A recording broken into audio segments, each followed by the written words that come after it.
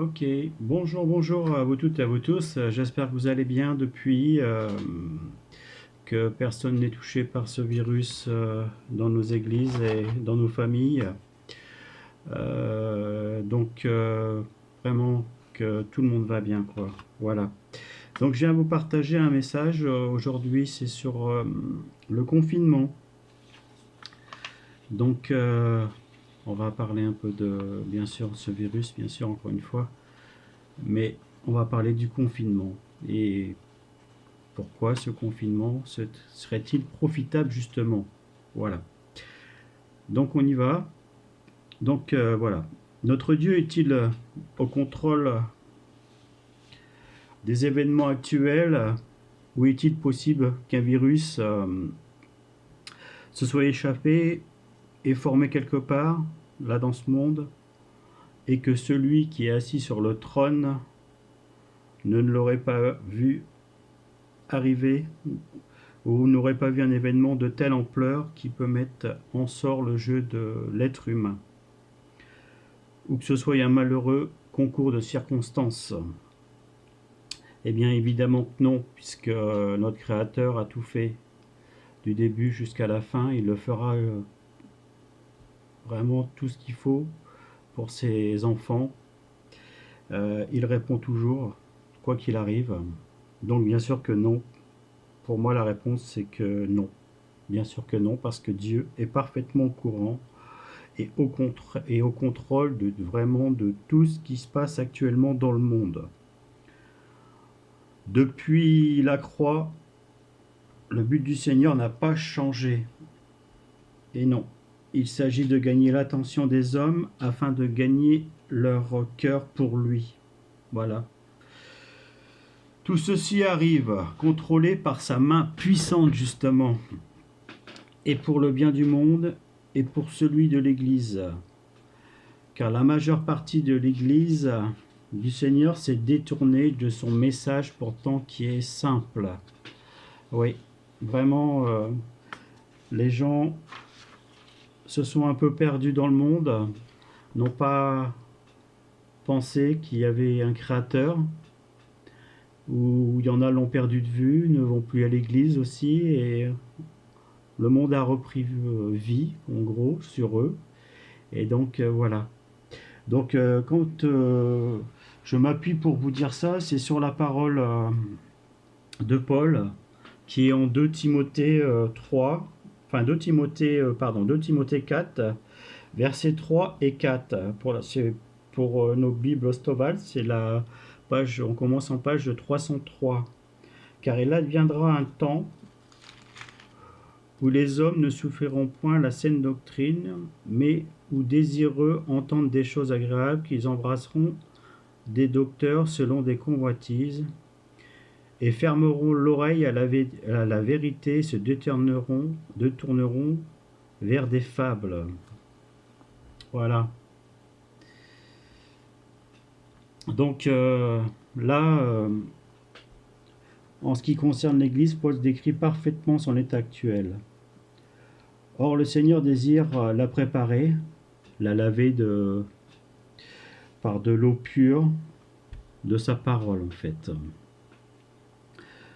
L'eau sale de fausse doctrine doit être jetée dans les caniveaux. Il faut entendre ça comme cela. Et le bassin de Jésus doit se remplir d'eau pure pour nous laver les pieds, c'est-à-dire nous purifier par notre marche dans la poussière où ils se sont encrassés par trop de légalisme, trop d'orgueil et trop de mondanité. Voilà où on s'est perdu dans ce monde pour certaines personnes. Et ce son de cette marche est désagréable aux oreilles du Seigneur. En conséquence, cette crise doit nous faire entendre un message clair. Donc j'y vais par 3 ou 4 éléments. Notre vie est fragile et le monde ne peut lui donner aucune sécurité. En effet, il n'y a que le Seigneur qui peut donner la sécurité. Notre engagement est trop timide et ne nous met pas entièrement à part pour Dieu. Peut-être qu'il y a des gens qui n'ont pas une foi assez poussée encore ou jeunes dans la foi, ils ne connaissent pas encore tout. Vraiment, il faut que s'ancrer un peu plus dans la foi chaque jour. Ou alors une consécration qui serait trop tiède et qui ne nous fait pas ressentir la chaleur du Seigneur. Même la chaleur, la passion même, je dirais même, du Seigneur. Donc ça, c'est important de lire notre Bible, de méditer tous les jours, de penser à notre Seigneur et de prier notre Seigneur chaque jour. Après, on peut avoir un amour fraternel qui a perdu sa saveur. L'esprit et l'amour du monde qui nous ont dépouillés aussi, parce qu'on est attiré vers le monde extérieur. Donc vraiment, il faut se recentrer sur la parole qui est là. Et vraiment, on a besoin de rien d'autre que cette parole pour continuer à avancer avec notre Seigneur et à marcher avec notre Seigneur, et surtout respecter sa parole. Ça peut être aussi une vie trop négligée, les ambitions autres que la parole, bien entendu, distractions matérielles du monde qui ont volé la priorité de notre Seigneur. J'en ai bien d'autres, la liste est longue, mais est-ce que vous avez pensé à ça peut-être, justement? Est-ce que le monde n'aurait pas oublié notre Seigneur, justement? Est-ce pour ça qu'en ce moment on vit des choses comme le Covid-19, cet enfermement à la maison peut-être? En ce moment, Dieu est en train de nous secouer, mais bien comme il faut. Il est en train de secouer chacun notre petit bateau, notre petite chaloupe, euh, afin de nous faire voir que c'est lui qui est aux commandes de toutes choses, justement. Euh, et qu'il va falloir se remettre droit dans le chemin, justement. Hein. Il veut nous pousser, justement, à entrer dans son arche. C'est un temps pour nous remettre à l'ordre, ou nous remettre l'ordre, dans notre vie, afin que toute chose tourne pour sa gloire. Vraiment. Et oui,